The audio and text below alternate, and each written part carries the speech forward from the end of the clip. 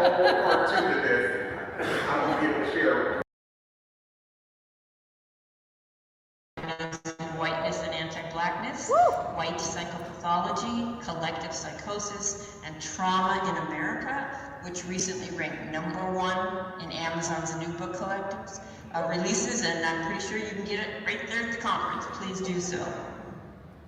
He's the author and executive producer of the docu-series Diagnosing Whiteness and Anti-Blackness, White Psychopathology, Collective Psychosis, and Trauma in America. Get on his email list. It's a 10-part video series, and he's the founder of Blackademics, a nonprofit organization that provides educational experiences and opportunities to educators, lawyers, healthcare professionals, and the larger population. So Dante is a historian, scholar, public speaker, thought leader, facilitator, and coach, and he has worked and consulted for more than 15 years as a human resource management professional. He's won multiple awards. In 2024, he was awarded the Higher Education Diversity, Equity, and Inclusion Leadership Award by the National Association of Diversity Officers in Higher Education. And I have had the great privilege and honor of co-leading with Dante over the last several years, and can say with all sincerity that I have never experienced anyone hold a container for a group like Dante does. And he allows the deepest and most courageous honesty in participants from all points on the racial spectrum. Dante honored me by asking me to write the foreword to his new book, and has honored me again by asking me to read it to you. I will do so now and then turn it over to him. I am white. As I read Diagnosing Whiteness and Anti-Blackness by Dante King, I come across terms such as white sociopath, malignant diabolical psychopathy, and white malignant narcissism. One may reasonably ask, how does that make you feel as a white person? And I can answer with sincerity that I feel recognition and relief. I even feel excited and empowered. Why? Recognition because Dante describes a racial orientation inculcated within me at an early age and continually reinforced throughout my life. Relieved because these words break white racial taboos and directly name white sociopathy. Excited because to receive a diagnosis is the first step toward a cure. I feel empowered because I can move past unproductive and self-serving feelings such as guilt and shame. I did not choose to be conditioned into this disorder. I would never have accepted had I been given that choice. Dante's analysis is not about me, but Dante's analysis is about me, but it isn't personal. That understanding is actually liberating as it frees me from defensiveness, hurt, anger, and denial. It renders my self-focus moot. I am left ready to challenge white sociopathy within myself, my fellow white people, and society as a whole. I've been involved in anti-racist education for over 2 decades, working both internally and externally to expose and challenge white supremacy. I could not have done that without deep mentorship from Black people and other people of color. That mentorship required me to break with my conditioning and see value in having relationships across race.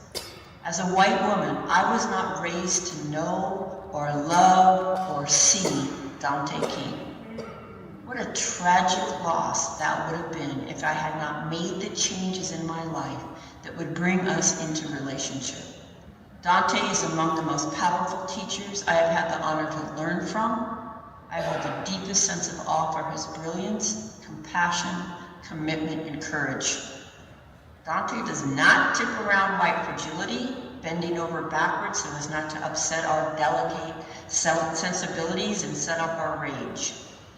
Yet, as Marguerite Malloy testifies, Dante's directness exacts a very high toll.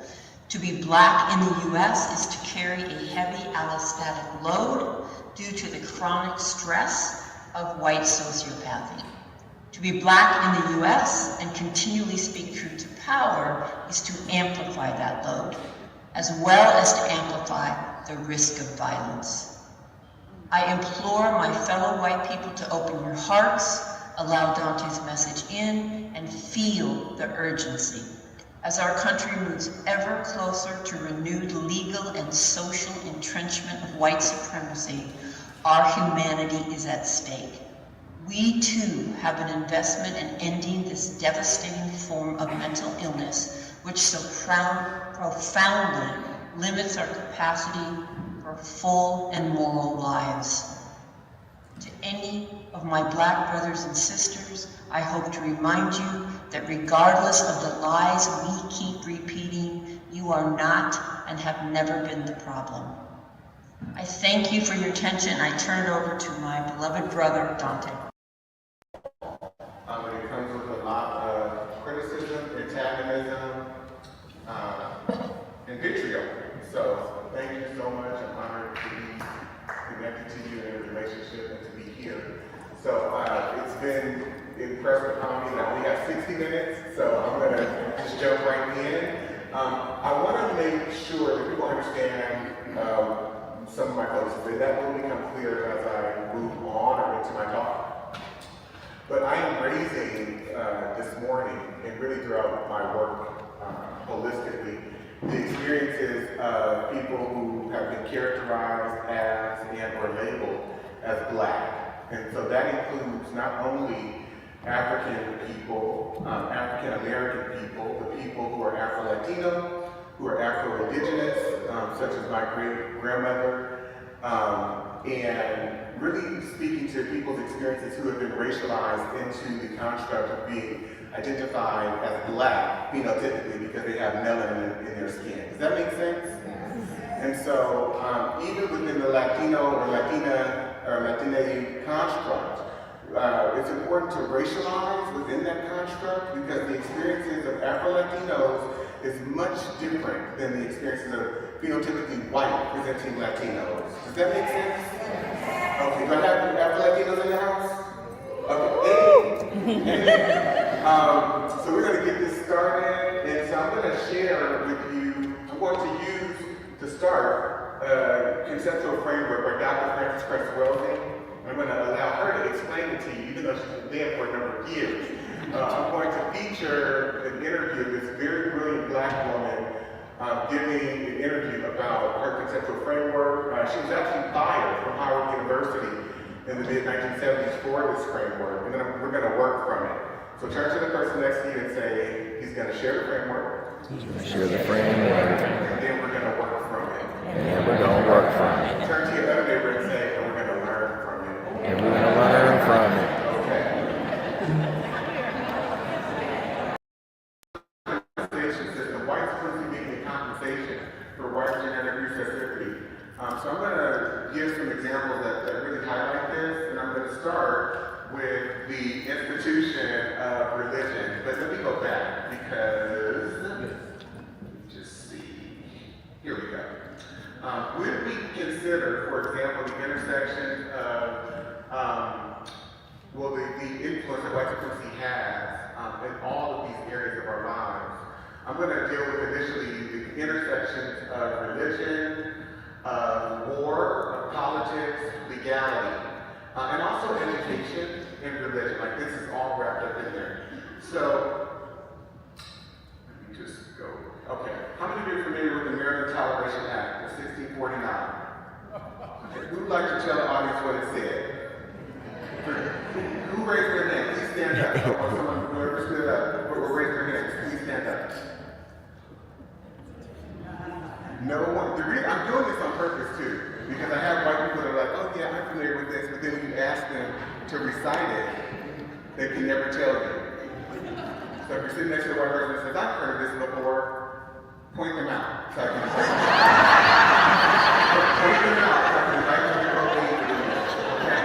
So the American Toleration Act looked like this. For as much as in a well-governed and Christian commonwealth, matters concerning religion and the honor of God ought to be in the first place to be taken into serious consideration and endeavored to be settled. Be it therefore ordained and enacted by the right honorable Caecilius Lord Baron of absolute lord and proprietary of this province, with the advice and consent of the upper and lower house of this General Assembly, that whatsoever person or persons within this province and the islands thereunto belonging shall henceforth blaspheme God, that is, curse him, or shall deny our Savior Jesus Christ to be the Son of God, or shall deny the Holy Trinity, the Father, Son, and the Holy Ghost, or the Godhead of any of the said three persons of the Trinity, or the unity of the Godhead, or shall use or utter any reproachful speeches, words, or language concerning the Holy Trinity, or any of the said three persons thereof, shall be punished with death, and confiscation or forfeiture of all his or her lands and goods to the Lord proprietary and his heirs. So if you reject Christianity, if you blaspheme God, if you say anything to go against Jesus, you will be murdered. Turn to your neighbor and say, you will be murdered. And all of your assets that you've worked for will be forfeited to the Lord Governor. Forfeited to the Lord Governor. How many of you will resist Christianity at this juncture in time? And please don't raise your hand, because most of you won't even go to a riot or a protest. So if you expect me to believe you, I don't. None of us would. So we have to understand that the weaponization of white religion, of European religion, and how it's been used as warfare, not just psychologically, but physically. I think it's very important too to understand in this what I refer to as the conversion laws. I'll give an example of just one. This is 1667, and it says, whereas the doubts have risen, where the children that are slaves by birth, by the charity and piety of their owners, made partakers of the blessed sacrament of baptism, should by virtue of their baptism be made free. It is enacted and declared by this grand assembly and the authority thereof, that the conferring of baptism does not alter the condition of the person as to his bondage or freedom, that diverse masters free from this doubt may more carefully endeavor the propagation of Christianity by permitting children, those slaves, or those of greater growth capable to be admitted to that sacrament. So prior to this law, Christianity came with the benefit of freedom. And after this law, it did still for people who were considered free and European. But if you were enslaved, an indigenous person or an African person, that characteristic of freedom, no, is no longer there. So they went about baptizing indigenous people, converting African people, and they could baptize them, but what this law said is you will be baptized and made Christian, but you will not be free. Does that make sense? So how many of you understand that anti-blackness sits at the heart of white morality? Anti-blackness, say this with me, turn to your neighbor and say, anti-blackness sits at the heart of white morality.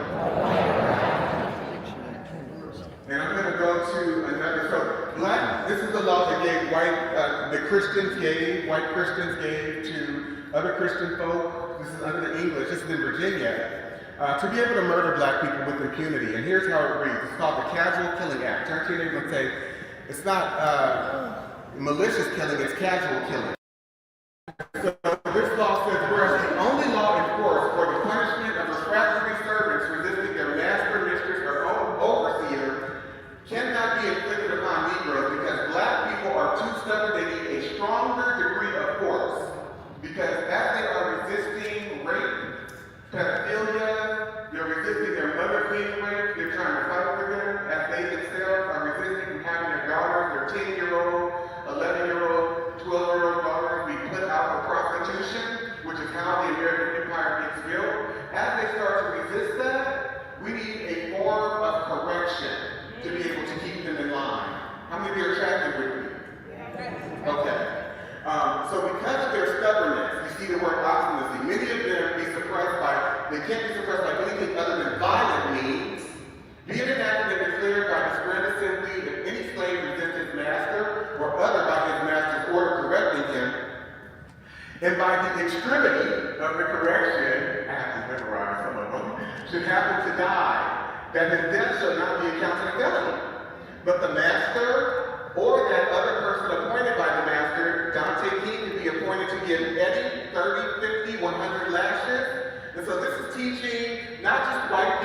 to think about and how to relate to and deal with Black people is also shaping the foundations of what becomes the Black community. Because how many of you know that we weren't Black? We were Ugandan, we were Nigerian, we were Canada, we weren't Black. And so the whole Black construct is one of terror and trauma. And so it said, since, we're giving basically white people the benefit of the doubt, and the entire legal landscape in this culture, and institutional and cultural landscape, is all about giving white people the benefit of the doubt. So each one of these laws and everyone that follows subsequently assumes good intent. How many of you know that a Black person can never assume good intent of anyone? We have no allies here, and sometimes that even includes people that look like us, because they've been trained to adhere to a psychological framework, a cultural framework, a value system, a belief system that aligns themselves with whiteness. And so I have to understand and size up very quickly and accurately who in the room is doing their work. Because even Black people cater to white comfort and seek validation from white people and other non-Black people, and they see a valuelessness when it comes to other Black people. So I have to stay away from those Blacks. Turn to your neighbor and say, you have to stay away from those Blacks. Stay away from those Blacks. And don't get me wrong, I'm very clear because I used to be one of them. And I'm in recovery. And I still struggle with be or can be given the circumstance or whatever. But I'm working on myself. And so I'm inviting all of you, as I am too, to be on this journey of recovery from white supremacy. Recovery from anti-blackness. So I'd like you to turn to your neighbor really briefly and just share. What's your initial reaction to some of the examples that I just shared? I'll give you 30 seconds each. Person, just one. A reaction? No one? Okay. You are taking us to church. Synagogue. What am I missing? Temple. Mosque. You are bringing us knowledge to empower us and to help us believe and receive that we are connected to a feeling that we ain't crazy. Look here.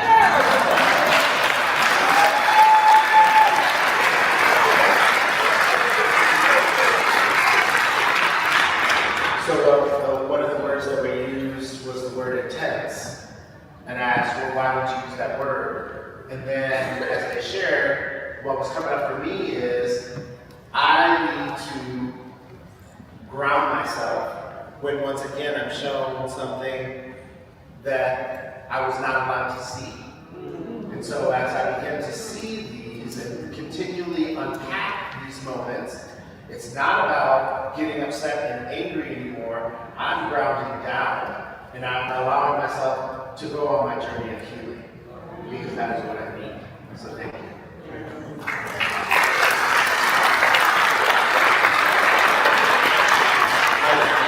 And I love what you said. I do want to say I am angry. Yes. And I will forever be angry because not understanding this knowledge, I did feel crazy. But I also blamed my parents for things. I misdirected my discontent and my anger because I didn't have this information. And so left without any context, I blame Black people for their misgivings, for not doing X, not doing Y, not doing Z. I had no reference. And once I was able to go on this research journey, then I'm going to invite you to go on with me, and also Dr. Ralph D'Angelo. We have a 16-week fellowship that we're doing together. But once I began my research journey about 20 years ago, it just traumatized me. I went through grief. I was very sad. I became depressed. I became suicidal at what I was finding out.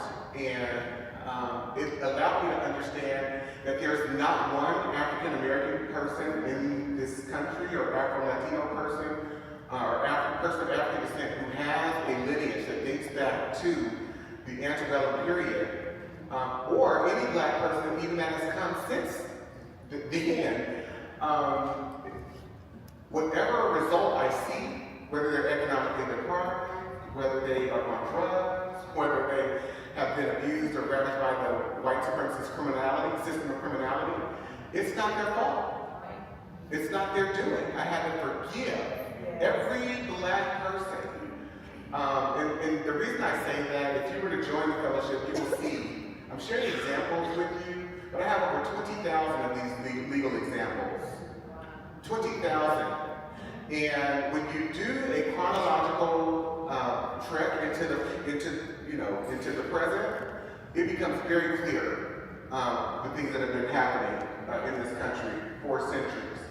So, that said, I'm going to go to 1672. Turn to your neighbor and say 1672. 1672. And I'm not going to go through this all the way because it's pretty long. It says, for as much as it hath been manifested to this grand assembly that many Negroes have lately been and now are out in rebellion in sundry parts of this country, and that no means have yet been found for, I don't know what's going on, but for the apprehension and suppression of them, from whom many mischiefs of very dangerous consequence may arise to the country, if either other Negroes, Indians, or servants should happen to slide forth and join with them, for prevention of which be it enacted by the governor, council, and burgesses of this grand assembly, and by the authority thereof, that if any Negro, mulatto, Indian slave, or servant for life run away, and shall be pursued by the warrant or human cry, it shall and may be lawful for any person who shall endeavor to take them upon the resistance of such Negro, mulatto, Indian slave, or servant for life, to kill or wound him or them so resisting. So turn to your neighbor and say, violence is an institution of white America. Genocide is an institution of white America. Turn to your other neighbor and say, what happens to a people? What happens to a people? When it is programmed into them, that they can murder willfully, without cause, but based on a presumption or assumption that they are in fear.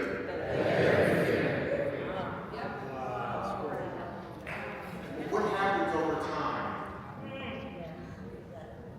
How many of you see that the humanity and the emotionality, empathy, and compassion is being regulated out of white people? By show of hands. Okay. It also goes further. And if it happened that such Negro, mulatto, Indian slave, or servant for life do die of any wound in such their resistance received, the master or owner of such shall receive satisfaction from the public. You're going to be paid by the public taxes. If your Negro or Indian slave or servant for life, mulatto, happens to be killed, turn to your neighbor and say, if you're white, turn to your neighbor and say, white person, you don't lose out. It's a win-win all the way around. So how many of you see the inhumanity of white capitalism? Okay. And then I'm going to nuance this just a little bit, but I'm going to go down to the bottom. And it is further enacted by the authority aforesaid that all such Negroes and slaves shall be valued at 4,500 pounds of tobacco and casks apiece, and Indians at 3,000 pounds of tobacco and casks apiece. Who is it worth more to kill? Turn to your neighbor and say, who is it worth more to kill? Ask them. Black people. And we're going to add into this, and it is further enacted that the neighboring Indians do and hereby are required and enjoined to seize and apprehend all runaways whatsoever that shall happen to come amongst them, and to bring them before some justice of the peace, who upon receipt of such servant, slave, or slaves from the Indians shall take unto the said Indians for a recompense 20 arms length of roanoke or the value thereof in goods as the Indians shall like up. So we're going to commission pretty much white presenting indigenous people, Indian people, and that becomes clear too because they begin to write this into the law. who they're talking about. So phenotypically, if you were a person of Indian descent or indigenous descent, and you look like you have African blood in you, they would call you mestizo, or they would identify you as black during this particular period. And so, phenotypically white-presenting indigenous people, we're commissioning you to go after and target phenotypically Afro-indigenous people, African people, and African black people who are here in the colony. How many of you get this? This is very nuanced, and it's important that we racialize always, understanding that racism in America is a color caste system. Turn to your neighbor and say, it is a color caste system. This is the Preventing Negro Insurrection Act. How many of you would be angry over the last 50, 60 years, leading up to 1680, if you were black, based on just a few examples I shared with you? How many of you would be angry? And so black people start to organize, Angolans and others that they are bringing in from the western strip of Africa. And so they implement this Preventing Negro Insurrections Act. And here's what they say. Whereas the frequent meeting of considerable numbers of Negro slaves under pretense of feast and burial is judged of dangerous consequence. We don't want them eating breakfast, lunch, or dinner. We don't want them attending funerals because they are attempting to organize and resist. How many of you see this? Okay. Be it enacted by the King's most excellent majesty by and with the consent of the General Assembly, and it is hereby enacted by the authority aforesaid, that from and after the publication of this law, it shall not be lawful for any Negro or other slave. I'm going to repeat that. For any Negro. Turn to your neighbor and say, we are not just talking about those who were enslaved. Those who were enslaved. We are talking about all Negroes. All Negroes. And so the institutionality, the cultural fabric, the cultural psychology, and the legality of America and all of its institutions are inherently anti-black. This has less to do with slavery and the institution of enslavement than it does anti-blackness. Does that make sense? Yes. And I'm going to break this down just a little bit more. So, be it enacted by the King's most excellent majesty by and with the consent of the General Assembly, and it is hereby enacted by the authority aforesaid, that from and after the publication of this law, it shall not be lawful for any Negro or other slave to carry or arm himself with any club, staff, gun, sword, or any other weapon of defense or offense, nor to go or depart from his master's ground without a certificate from his master, mistress, or overseer. And such permission not to be granted but upon particular and necessary occasion. So everywhere a black person goes, they have to be able to justify and explain and rationalize to a white person why they are there. And how many of us have to do that right now? And yes, even at this conference. I won't speak to it, but people ask me, are you okay? And it's not to be helpful. And every Negro or slave for offending, not having a certificate, as After said, shall be sent to the next constable, who is hereby enjoined and required to give the said Negro 20 lashes on his bare back, will lay on, and so send home to his said master, mistress, or overseer. And it is further enacted by the authority aforesaid that any Negro or other slave shall presume or lift up his hand in opposition against any Christian in the European context, shall for every such offense, upon due proof made thereof by the oath of the party before a magistrate, having received 30 lashes on his bare back, will lay on. And so you can't even express your discontent as a black person, because whatever that white person thinks of you as an individual or the collective group, they can destroy you. They can have you murdered. And so this right here literally is speaking to black people that decided to push back or defend themselves. But right now, in this context today, I'm not safe if I go and work for an institution. Because I've got to deal with Susie, Katie, Karen, Becky policing me. I've got to deal with what Tom and Peter thinks about me and whether I'm adhering to the standards of white standards of professionalism. And so I suffer from, and we all do, experience and suffer from a chronic anxiety. Because black safety depends on the white mind, what any one person thinks about us at any given moment. And so we're never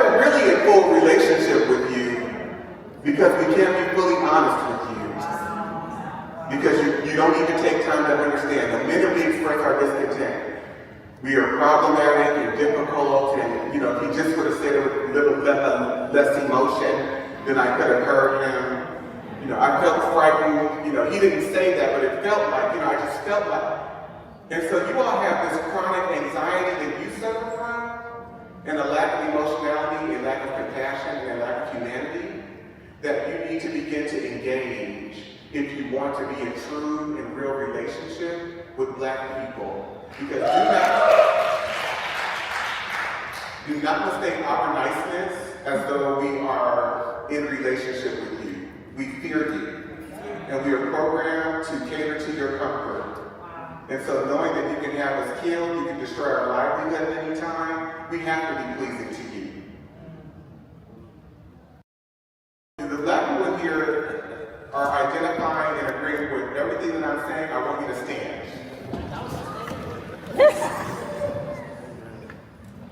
So you can see I'm not just speaking for myself. I don't even know most of these people that are standing, and yet we have this shared experience. Thank y'all so much. I want you to know I love you and I see you, especially the Black women in this room, because you never have gotten the recognition and the appreciation that you deserve, and I honor you.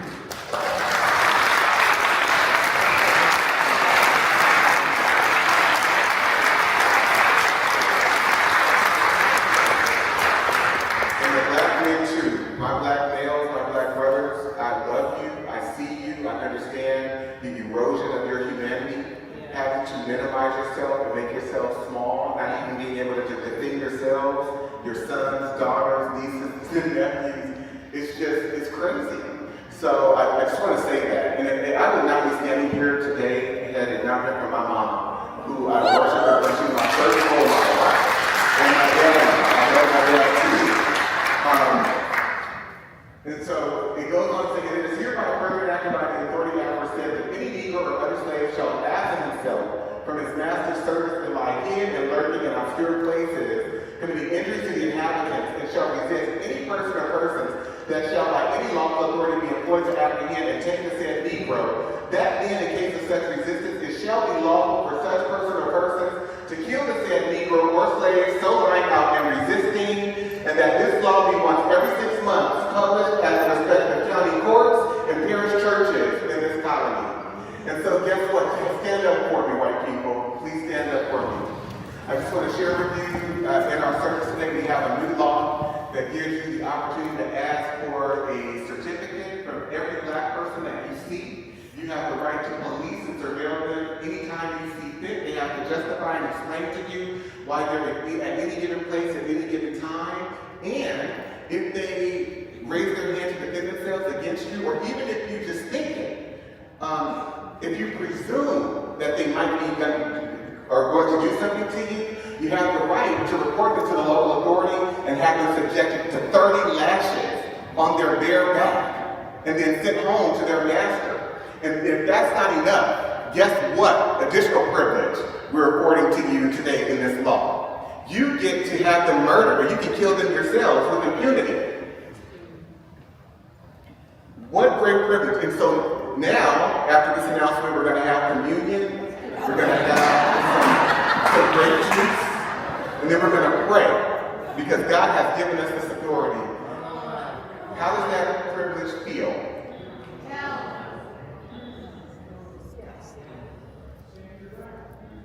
Part of me has to die for me to say yes to that. What part of myself do I have to kill to say yes to that law?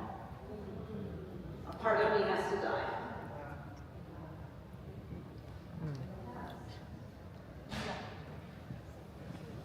Or you can have a seat.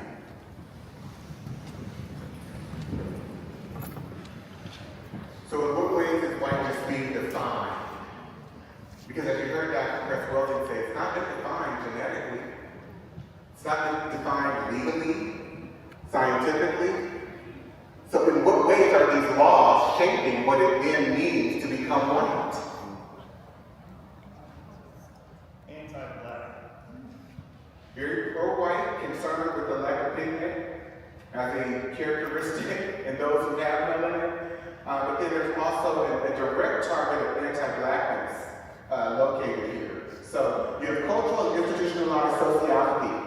which equals psychopathy. How many of you would agree with that? Show of hands. Okay. I only have a few minutes left.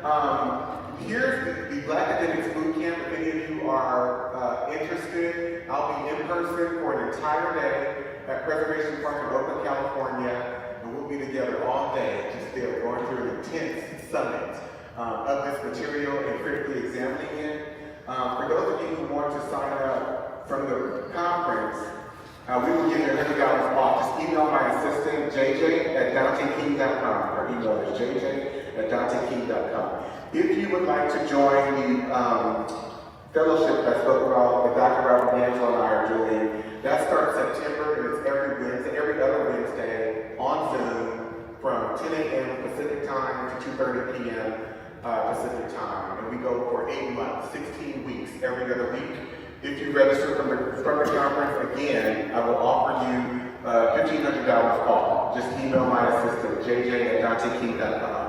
So going back to this and looking at the color aspect, so how many of you see the preoccupation with color? Turn to them and say Negro, Negro, Negro.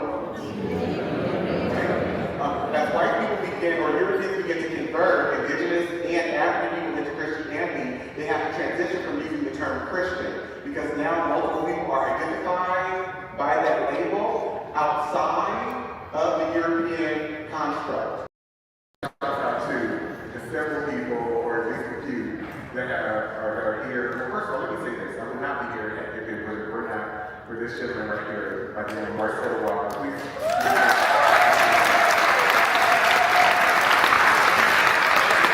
And my other assistant, who just handles my whole life. I call her my second mortgage after him. She's not here, but she's just incredible.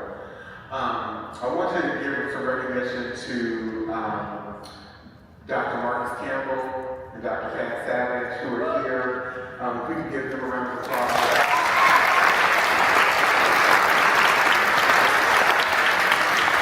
I've been doing some incredible work with them, some deep work. And as well as Katie. Katie's here, and where's Kelly? I saw Kelly here too. If you both want to stay. Oh, there you go. These two white women took the fellowship. I think, Kelly, you took it once and then you're back again.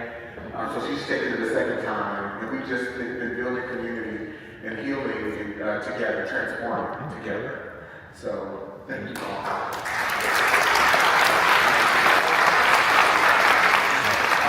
This is the South Carolina 1740 Negro Act, and this act says, Section 1 declares all Negroes of Indians to be slaves. Section 2, under this provision, it has been uniformly held that color is prima facie evidence that the party bearing the color of a Negro, mulatto, or mestizo is a slave. But the same prima facie result is not followed for the Indian color. What does prima facie mean? Face of the evidence. So if we perceive you just based on visible, just on sight, visually, to be of the Indian color, you're not enslaved. How many of you understand that? But if you look like you phenotypically have any mixture of black or African blood, and we perceive you, you are enslaved. How many of you got that? How many of you see the object of color functioning in white people's compulsory obsession with it? Okay. So then we go to the 1790 Naturalization Act. And so this objectification of a color concept, white, turn to the white person next to you and say, you're not white. You're European. And you lack an ability to produce skin pigmentation as other groups do. Turn to your neighbor and say, you're not white. Get healed. Okay. So we're going to start a whole country, the United States of America, based on the predicate of whiteness. And so in 1790, the United States Congress passes this law, and it says, be it enacted by the Senate and House of Representatives of the United States of America, of Congress assembled, that any alien being a free white person who shall have resided within the limits and under the jurisdiction of the United States for the term of 2 years may be admitted to become a citizen thereof. So white whiteness is the main value system in America. That's how you get economics, access to opportunity through your citizenship. And so therefore, white institutions, this country, the legal system, the political system, all of our institutions function on the basis of white affirmative action and white sponsorship. There's a book called When Affirmative Action Was White, written by a Jewish guy by the name of Ira Katz Nelson. You should get it and read it. When Affirmative Action Was White, by Ira Katz Nelson. We then go on, so is this privilege or terrorism? Is it privilege or terrorism? I don't know, I still don't know. You're not white, get healed, okay. So whiteness is psychological in nature. It's been infused into our legal system, all areas of our lives, and so has anti-blackness. And so anti-blackness is a white American legal, social, cultural, economic, institutional values and belief system. It involves the deprioritization of humans labeled as black people, as well as the criminalization, hyper-negativity, hyper-scrutiny, and negative positioning of black people and or blackness throughout all aspects of American society and life for the purpose of justifying and rationalizing political, social, cultural, economic debasement and inhumane treatment, ultimately genocide. So we are involved in a genocidal project where non-white people are concerned. How many of you see that being evidenced before you today? Okay. Anti-blackness includes, it can be a combination of texturism, featurism, colorism, and Eurocentric desirability versus undesirability based on European standards. And so some examples, and I'll share with you briefly. How many questions?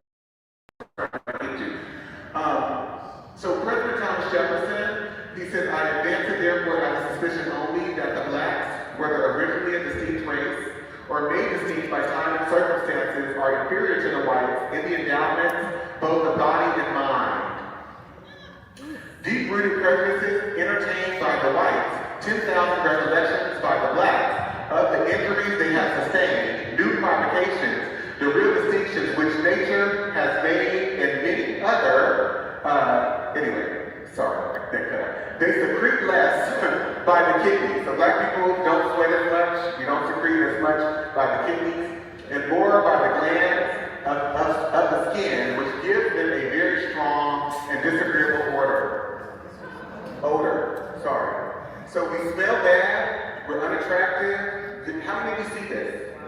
Okay. President Abraham Lincoln, he says, I will say then that I am not, nor ever have been in favor of bringing about in any way the social and political equality of the white and black races, that I am not, nor ever have been in favor of making voters or jurors of Negroes, nor of qualifying them to hold office, nor to intermarry with white people. And I will say in addition to this, that there is a mythical difference between the white and black races, which I believe will forever forbid the two races living together on terms of social and political equality. And inasmuch as they cannot so live while they do remain together, there must be the position of superior and inferior, and I, as much as any other man, am in favor of having the superior position assigned to the white race. How many of you are seeing more and more white people's obsession with whiteness? By show of hands. Turn to your neighbor. This is not about being American. This is about being white American. So, President Andrew Johnson, Lincoln's successor, once Lincoln was assassinated, he said the blacks were given the right to vote. That would place every splay-footed, bandy-shaped, humpback, thick-lipped, flat-nosed, woolly-headed, ebon-colored Negro in the country upon an equality with the poor white man. As long as I am president, this will be a country for white men and a government for white men. So we go, Albert Einstein, he said that racism is a disease of white people in 1946. White malignant narcissism, extreme arrogance and self-centeredness, disregards feelings and needs of others, manipulates, uses, and exploits others for personal gain or pleasure, possesses an extreme need for power, exacts revenge against others upon critique, fantasizes about ways to gain more power or dominance over others, lacks conscience, regret,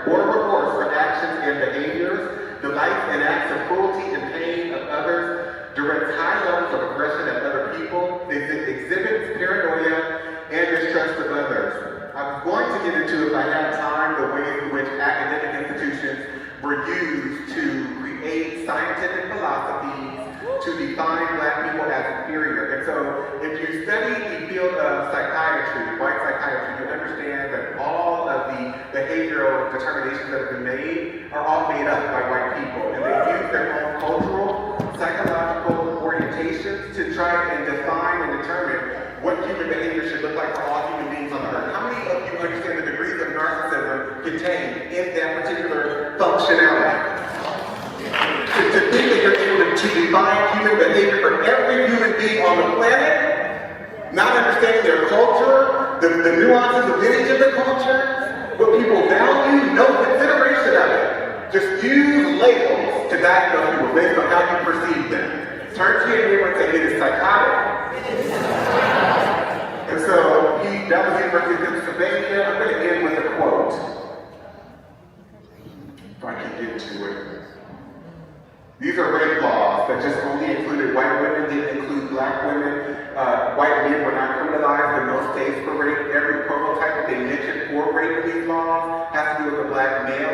And I'll just share a few examples with you about this. This is Celia, who murdered her 65-year-old master, Robert Newsom, in 1855. And when the judge handed down the instructions for the jury, here's what the judge said. If Newsom was in the habit of having intercourse with the defendant, who was his slave, and went to her cabin on the night he was killed to have intercourse with her, or for any other purpose, and while standing, he was in the floor talking to her, she struck him with a stick, which was a dangerous weapon, and knocked him down, and struck him again after he fell, and killed him by either blow. It is murder in the first degree. So if he was in the habit of raping her, he should have just been able to do it.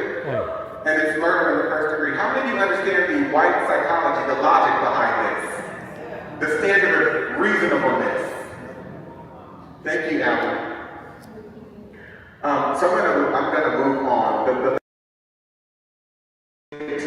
The crime of rape does not exist in this state between African slaves. Our laws recognize no marital status as between slaves. Their sexual intercourse is left to be regulated by their owners. The regulations of law as to the white race on the subject of sexual intercourse do not and cannot, for obvious reasons, apply to slaves. Their intercourse is promiscuous, and the violation of a female slave by a male slave would be a mere assault and battery. So this is in and out of slavery. So when we go to Dorothy B. State, they said in the Georgia Supreme Court that Black men, if there's any evidence that says that this Black man did not intend to commit a rape, their Blackness will trump the evidence. How many of you understand that? This is 1899, so we're no longer talking about slavery. The Florida Supreme Court, Black women are immoral, so therefore they can't prove chastity. So they can't be raped. This is 1918. Alabama, 1953, Black men are just rapists. And it doesn't matter if there's any evidence to refute that idea. The evidence doesn't matter because their Blackness is what makes them rapists. And so therefore, how many understand the culture of white predation?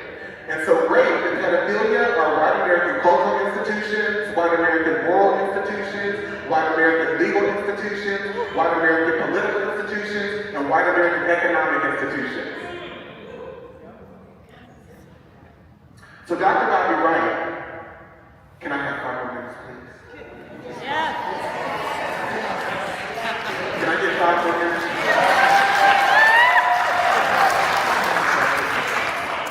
Look short. Okay, short. He's Jay the Stair. So in his seminal work, the Psychopathic Racial Personality, Dr. Wright analyzed the behavior of European Americans toward African Americans through the lens of psychopathy. He proposed that the historical and ongoing mistreatment of African Americans by European Americans is not simply a matter of prejudice or ignorance, but it is indicative of a deep-seated psychological condition.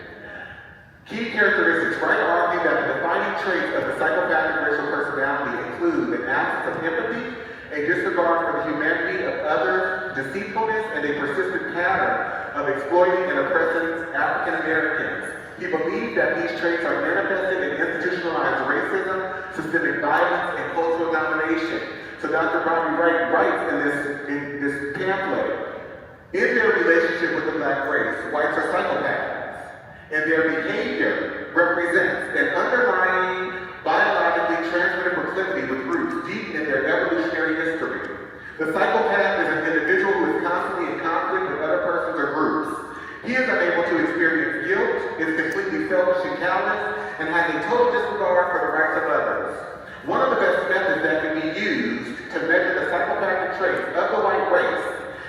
observing and analyzing their universal overt behaviors and attitudes towards blacks.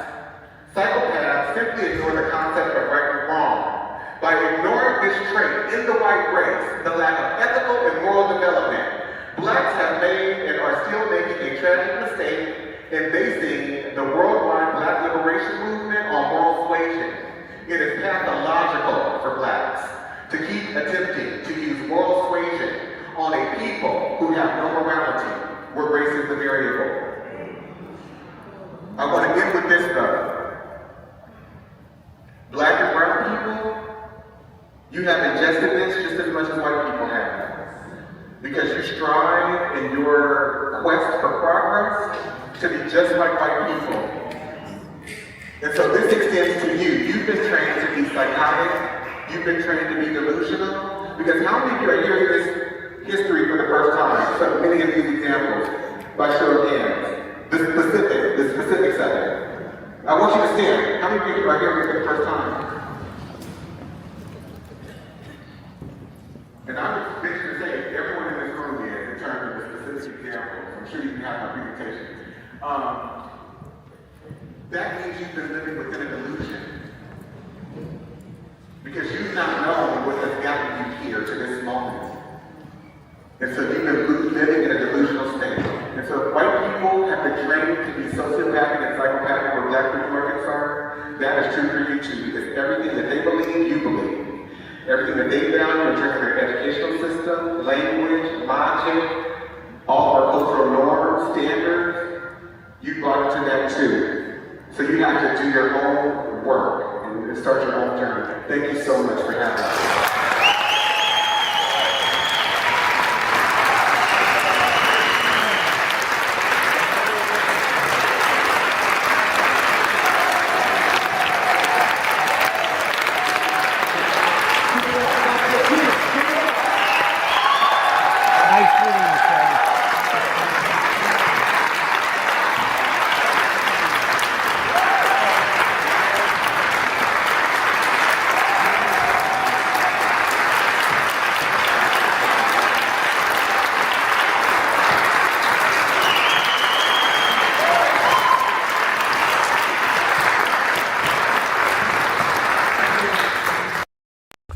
Dr. Amos Wilson told us, we have a school system that is based upon the psychology of white children and white people.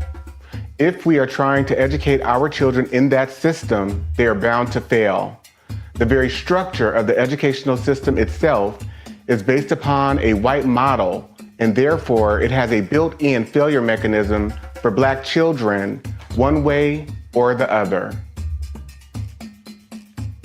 Dr. Bobby Wright told us, in their relationship with the black race, whites are psychopaths, and their behavior represents an underlying biologically transmitted proclivity with roots deep in their evolutionary history.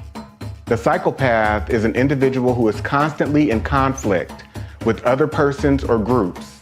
He is unable to experience guilt, is completely selfish and callous, and has a total disregard for the rights of others.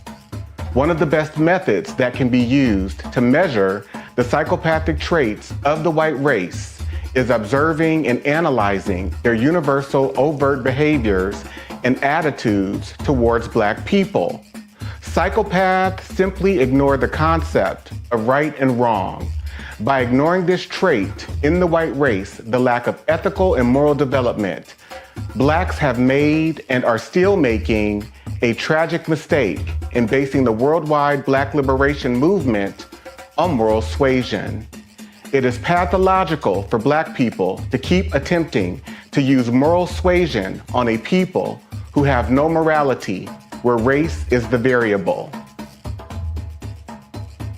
Acclaimed author Dante King invites you to purchase his book, Diagnosing Whiteness and Anti-Blackness, by going to his website, www.danteking.com, or Amazon, Barnes & Noble, and any other major book retailer